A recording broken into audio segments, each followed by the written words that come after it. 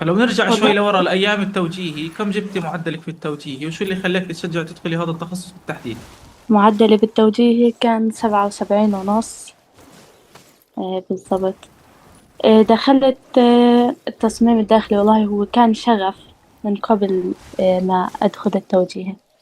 كان دائما ببالي إنه أدخل هذا التخصص. كان عندي شغف في التنسيق، في التصميم، أي إشي بشدني كان بهذا المجال. فدرست بعد ما خلصت توجيهي، أخذت أفكار عن شوي عن التخصص، هل أنا بقدر أكمل فيه. سألت أكثر من ناس وأوثق فيهم، دورت على طلاب تصميم أسألهم كيف هذا المجال، كيف مثلا الشغل اللي اشتغلته بعد التخرج. سألت خريجين عن طبيعة شغلهم وكيف طبيعة الشغل بالضبط. لأنه إنه تسمع تصميم داخلي هيك بجملة عامة بتكونش ماخذ عنها فكرة منيحة كحدا داخل التخصص. تمام. بس هسا عندي سؤال لإلك. هل أنا كخريج توجيهي بقدر إني أروح أخذ دورات مع حدا معروف بالسوق، وأتجنب ال5 سنين جامعة أو مش عارف شو الدبلوم اللي ممكن الواحد ياخده، بحيث إنه يصير مصمم داخلي؟ فسؤالي لإلك، إذا بده الواحد يدخل على هذا التخصص، شو الخيارات، أو يشتغل بهذا التخصص شو الخيارات اللي ممكن يمشي فيها إذا كان حاليا طالب توجيه؟ إذا كنت طالب توجيهي، أول إشي عشان تختار تخصصك أو كيف تعرف التخصص اللي بتحبه، أول إشي بشوف إيش ميولي أنا، أو شو فكرة حاططها ببالي إني أطلع بالمستقبل. بمشي على هذا الهدف. أول إشي بحضر ورشات عن المجالات اللي حاططها ببالي، بتابع محتوى عن كل تخصص من التخصصات اللي ببالي، وبشوف شو أكثر إشي شدني بهذا التخصص. وباخذ أكثر من فكرة عن كل تخصص. هسا لما أنت تدخل مثلا ورشات على التخصصات اللي ببالك، أو تسأل أكثر شو التخصص اللي بتحس حالك إن شديت لإله ومش حابب إنه اللي بيحكي عن التخصص إنه يخلص حكي عنه، بيكون هذا التخصص اللي أنت حابب أو بيمثلك بالتحديد. بالنسبة لإلي إيه. أنا كان في بالي أكثر من تخصص. كان في بالي مهم. جرافيك ديزاين وتصميم داخلي. قعدت مع خريجين من الجهتين. مهم. لما بلشوا يتعمقوا بالتخصص حسيت إنه ميولي أبدا مش للجرافيك ولا الإعلانات وكذا، إنه ما حسيته إنه مجالي. مهم. فلما حكت طالبة التصميم الداخلي أو كانت خريجة هي جديد، حسيت إنه جد هذا التخصص حابة إني أتعمق فيه. حسيت إنه خلص هذا التخصص شدني ولازم أدخل. تمام. فهسه السؤال، كيف بتعرف انه هذا التخصص التصميم بالداخل هو التخصص اللي مناسب او اللي ممكن تلاقي شغفك فيه؟ عن طريق سؤالك للطلاب والخريجين عن طبيعة الشغل، عن طبيعة المهام اللي ممكن تأديها بالتخصص. صحيح؟ صحيح بالضبط. طب بس ثواني، عشان انا اعيد السؤال لانه انت فهمتي سؤالي الاول غلط، او بالطريقة آه الثانية. بس تعيد السؤال عشان ما في داعي تعيد الجواب. تمام. تمام.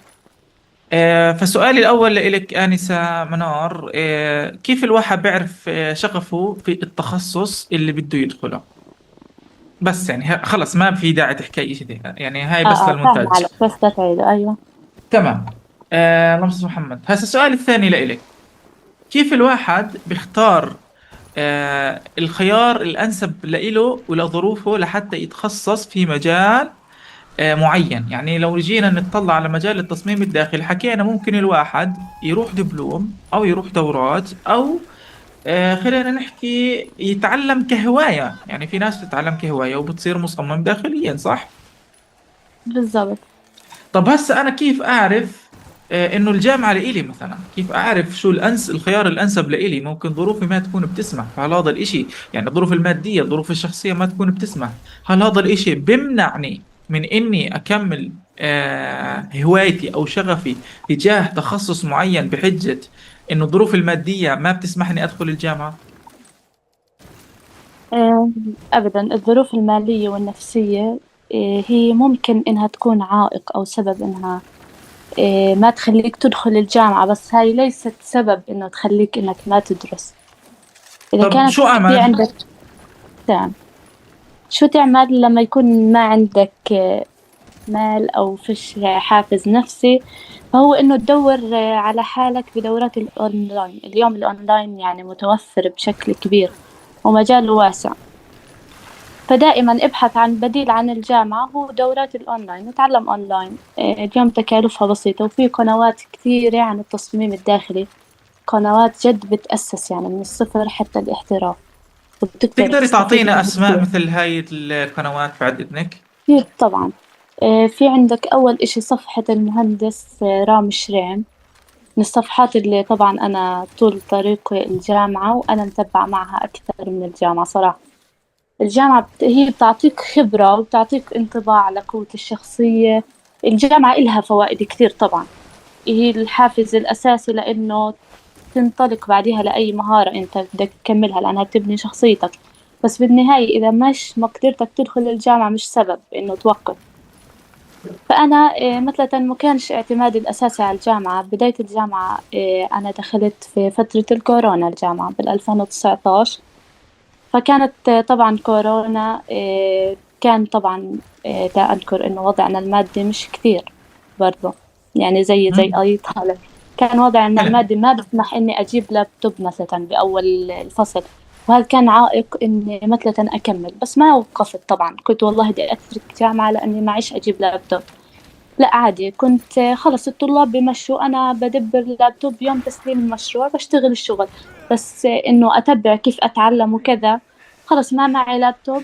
كنت بنزل يوم في الأسبوع على الجامعة على المكتبة، بتدرب على اللابتوب المكتبة. كنت حلو. بتبع مع صفحة المهندس رام شريم، الله يجزيه كل خير يا رب. كان شارح برامج الأوتوكاد ل 3D ماكس من الصفر حتى الاحتراف، يعني بغنيك عن الجامعة بكاملها فينا نحكي، كبديل للي وضعه المادي شوي صعب. أها. وتعلمت الصراحة، استفدت فينا نحكي منه شوي أكثر من الجامعة، لأنه هو مهندس أول إشي، دكتور في جامعة الحضوري. لحد الآن هو معيد بجامعة الحضوري، وصاحب مكتب وشركة، فكان بيشرح بين سوق العمل وبين إنك طالب جامعي. فكان إشي كثير رائع، بنصحكم يعني تتابعوا قناته، وتابعوا تمام. برضه على الفيس عنده صفحة. خلص إن شاء الله باخذ هاي الروابط للقنوات اللي ممكن الواحد يتعلم من خلالها تخصص التصميم الداخلي. وللتأكيد الواحد بيقدر يتعلم إذا كان الظروف المادية لا تسمح إنه يكمل جامعة. بس سؤالي لك بالضبط. هسه، تفضل. الجامعة مقارنة في شخص من سوق العمل، ليش ممكن أختار هسه الجامعة؟ يعني إحنا عرفنا إنه بقدر أكمل لحالي إذا دخلت مثلا. يعني ممكن تكون أكبر عائق للشخص عدم الترتيب، هي واحد. اثنين، عدم وجود مجتمع يشجعه على الدراسة. وهي الحلول إن شاء الله، هي المشاكل محلولة إن شاء الله في المجتمعات اللي قررنا نعرضها على صفحة المبرمج الفلسطيني. الناس تقدر تتنافس فيها بشكل مجاني بشكل كامل، لحتى انها تقدر تتعلم مهارات حتى لو كانت ظروفها المادية لا تسمح. بس سؤالي لإلك، الجامعة ليش احسن من الدورات لو توفرت الماديات؟ لو توفرت الماديات، الجامعة أحسن من الدورات لأنها بتفتح لك مجالات وأبواب أكثر، مثل. وبتعطيك أساس أكاديمي. أفضل إشي بالجامعة هو الأساس الأكاديمي، بعطوك معلومات يعني لو نزلت على سوق العمل، المعلومات اللي من الجامعة بضل إلها قيمتها العالية. في أشياء قد ما مريت تعاملت مع ناس بسوق العمل ومع مهندسين، في أساس بالجامعة بيكون يعني زي مبطن، أساس يعني بناء، اها. هذا بيكون بس تكتسبه من الجامعة. وإذا بتشوف حالك بتحب إنه تتعمق بمجال معين وبدك إنه تثبت نفسك، فهي شهادة الجامعة هي الخيار الأول والخيار الممتاز، هو الأساس يعني لكل إشي. فمثلا نيجي لوضع بلدنا هسه، لو أنا معتمد تاركة الجامعة، يعني لو تركت الجامعة عشان الإشي المالي، أها. ومثلا هي في عنا الوضع سيء يعني، هاي كما انتم شايفين يعني الوضع سيء كثير، وبدي أسافر مثلا، أو في حال تعرضنا لتهجير، فالجامعة هون شهادتها مهمة كثير. أنا كدارسة أيوة. مثلا في جامعة النجاح، بكرة أنا متأكدة إن شهادتي رح تفيدني حتى لو تهجرنا، شهادتي رح أيوة. أستفيد منها برا. إن شاء الله، لا قدر إن الله هذا شاء الإشي الله، لا صار قدر الله طبعا، بس وإحنا إنه ثابتين إن شاء الله في إن شاء هذه الله. الأوطان، ومش يعني للتخويف، ولكن كنوع من التشجيع إنه الشهادة أيوة، بتنفعك لو الشهادة قررت هي تسافر أساس حتى برا كل إشي. آه فلسطين. والله، بالضبط. هو بعرفش تمام. كم، خصوصا البنات يعني بعرفش وين مصيرهم، يعني ممكن تتجوز برا كذا، بصير الخبرة مش كثير فائدة بدون شهادة. طب هو برضه الشباب ممكن يتزوجوا برا يعني، تكون اه الشهادة لها بالضبط. قيمة. طيب. بالضبط. هسه سؤال، مجال العمل ورواتب المهندسين في تخصص هندسة التصميم. أنا لو جبت معدل 99 ليش أختار هندسة التصميم، وما أروح على مثلا هندسة المعماري أو هندسة المدني أو أي نوع من أنواع الهندسة البنائية؟ ليش أختار هندسة التصميم؟ أول إشي بدك المعدل هو مش التخصص مش شرط يكون إنه معدل محدد. هسا لو جايب 90 ل99، بعرف في تفكير عندنا المجتمع إنه جايب من 90 ل99 لازم. طب مهم. هيك فكرة المجتمع عندنا، فلا لا، إذا أنت عندك شغف في التصميم الداخلي، نصيحة روحه، لأنه مجاله كثير واسع. أول إشي بفتح لك مثلا مستقبلا بزنس خاص إلك، بصير عندك مكتب خاص، بصير فائدته عليك مثلا أفضل من الطب، إنه تتوظف في المستشفى. عائده عليك إنه فينا نحكي إنه ممتاز، يعني كأنك تشتغل بمكتب. الصراحة الرواتب هون عنا متدنية شوي. يعني هسا الشغل بمكتب، خلينا نكون صريحين، بالتصميم الداخلي لبنت الراتب من 2200 ل 2500. طب بس هذا لا يعني. مش هذا تحت الخط الأدنى للأجور في نقابة المهندسين؟ أيوة بالضبط، ما هو شو الإشي السيء بالتخصص هاد، إنه والله لازم ينطالب النقابة إنه ينضم تحت نقابة المهندسين. يعني ظلم أها. إنه إحنا كتصميم داخلي وديكور، يعني إحنا أساس بالهندسة.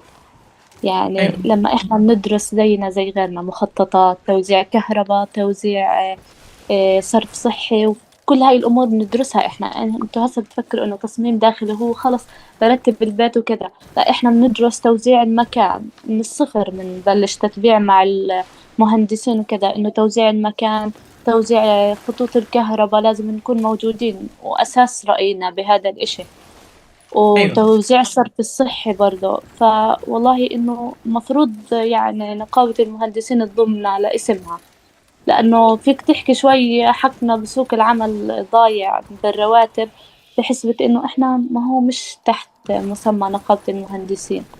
فهذا إشي يعني يا ريت حد يوصله، يعني تمام. إنه فإحنا يساعدنا. رسالتنا لنقابة المهندسين، في عندنا تخصص اسمه تصميم داخلي تصميم وديكور. داخلي. وهذا التصميم الداخلي مظلوم في سوق العمل لأنه لا يوجد حماية له تحت ظل نقابة نقابة المهندسين. مظبوط. المهندسين بالضبط. بالضبط. تمام. مثلا إحنا أحكي عن نقطة ثانية في سوق العمل، ممكن هاي إنه تكون مفيدة للتوصيل. إنه لما نشتغل ورشة مثلا، يصير حالة نصب مثلا علينا، فيش نقابة تحمينا صراحة. يعني في كثير مهندسين ديكور بيشتغلوا ورشات، مثلا الشخص اللي اشتغل عنده بنصب عليه بعطيهوش. بس لما نيجي إحنا لمرجع، صح في قانون طبيعي نقدر نرجع له صحيح، بس إنه لو تحت نقابة المهندسين كان في هذا مساعدة كبير في إنه يتحكم بهاي الإشي، حالات تمام. النصب هاي. هل برأيك أنا كشاب مناسب إلي التخصص من ناحية مادية لحتى إني أتخصص فيه، ومثلا خلال 3 سنوات 5 سنوات أكون مبدع، حتى أكون يعني سؤالي ببساطة، هل بقدر أنا كشاب أتخصص في هذا المجال وأكون شاطر وأبدع فيه من هذا الكلام، وأفتح مكتب، واللي هو بس المهم يكون العائد مجدي لحتى إني أفتح بيت؟ بقدر ولا ما بقدر؟ طبعا بتقدر. بقدر. حت- تمام. اه هسا السؤال الثاني، هل بقدر إني أشتغل مع شركات برا؟ هل بقدر إني أشتغل مع زبائن برا فلسطين؟ وكم العائد المتوقع بشكل تقريبي مقارنة لو اشتغلت داخل فلسطين؟ برات فلسطين العائد هو صراحة أفضل، لأنه عندهم على المتر، خلينا نحكيهم بالشيكل. عندهم على المتر برا بياخذوا متر التصميم من 50 ل 77. بحكي عن أرقام حقيقية يعني. إلي قريب بيشتغل نقل يشتغل برا بالإمارات. لا، ومرات أنا بوصل قصدي، المتر. آه بما أن التصميم الداخلي بتقدر تشتغل فيه بس من لابتوبك وجهازك الشخصي، فسؤالي هل بيقدر الواحد يشتغل من فلسطين مع شركات برا، مع زبائن برا في مجال التصميم أكيد. الداخلي؟ أو في مجال التصميم الداخلي بتقدر إنك تشتغل تتعاقد مع شركات برا أونلاين وعائدهم منيح نوعا ما. يعني من وإنه ناحية بتقدر مادية تفتح شهريا مقارنة في فلسطين قديش ممكن أتوقع أخذ؟ شهريا برا مقارنة بفلسطين. لا، في فرق. فيك تحكي مقارنة براتب فلسطين في فرقية 3000 شيكل، لأنه برا ببلش يعني ب5. حلو. الراتب بتوقع إنه 5 بيفتح بيت يعني بشكل منيح. من 5 ل 7 هو. أي. وأونلاين طبعا، مش بالضرورة تواجد مكتبي. أما أي. بفلسطين صراحة تبها الراتب في مكاتب بالشركات، تبها 3000. تمام. بس هسا. في بديل. أيوه تفضل. تفضلي. لا لا، كمل تفضلي. في بديل هون، إنه مثلا أنا يعني كتجربة شخصية مثلا كنت بشتغل مع مكتب، وما زلت طبعا مع مهم. مكتب الإتقان الهندسي. يعني باخذ راتب محدد مثلا، وباخذ ورشات لحالي، ورشات حلو. شخصية. يعني هاي الورشة الشخصية صراحة بتفرق بالراتب كثير. يعني أنت لما بتقبض مثلا راتبك 2500 من المكتب، وتيجي تاخذ ورشة لحالك، الورشة بتاخذ معك أسبوعين. آه يعني بهدول الأسبوعين بتقبض عليها الورشة. فيك تحكي حسب مساحة البيت طبعا. إذا 100 متر يعني بتطلع لك 1500، لحد إذا أكثر من هيك بتوصل يعني ل3. فهاي إضافة منيحة لراتبك. يعني أنت بتقدر تتعب على حالك، تعمل إضافة لراتبك ويصير راتب منيح. طب هسا أنا كمهندس تصميم داخلي كيف ممكن أعرف الناس وأصير أشتغل أو أجيب شغل لحالي؟ يعني مثلا أنت ممكن كيف قدرت تجيب شغل لحالك بالرغم أنك تشتغلي داخل شو اسمه هو؟ هلا أنا عشان أكون صريحة معك، أنا اشتغلت قبل ما أتخرج ب6 شهور.